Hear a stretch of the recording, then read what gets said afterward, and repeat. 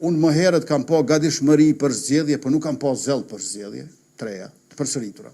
Tash po shoh edhe zell për zgjedhje, treja, të përsëritura, të cilët do të na marrin kohë më shumë, do të mund të jenë zgjedhje, nuk do shoh qysh tash se qysh do të mund të jenë edhe zgjidhje, për shkak se bëhet fjalë për kvorumin prej 80 deputet vendosall që duhet të asigurojmë bashkarisht të gjithë. Nuk mund të presim që fillojmë zgjedhjet e reja në fushata të përsëritura, ku tash duhet të themi që unë i marr 80 deputet spaku. Pra, nuk është çështja të 61-shi, është çështja të 80-shi, që i bie 2/3. Dhe në këtë situatë unë nuk besoj që zgjedhjet e përsëritura janë zgjidhje e re.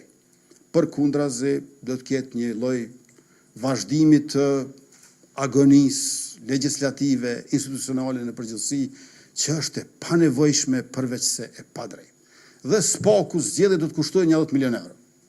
Vështirë të nxjerremi edhe me i palë zgjedhje tjera pa 10 milion euro. Për ta përsëritur rezultatin. Mund të ketë ndonjë lëvizje të vogël, po nuk shoh diferencat më mëdha.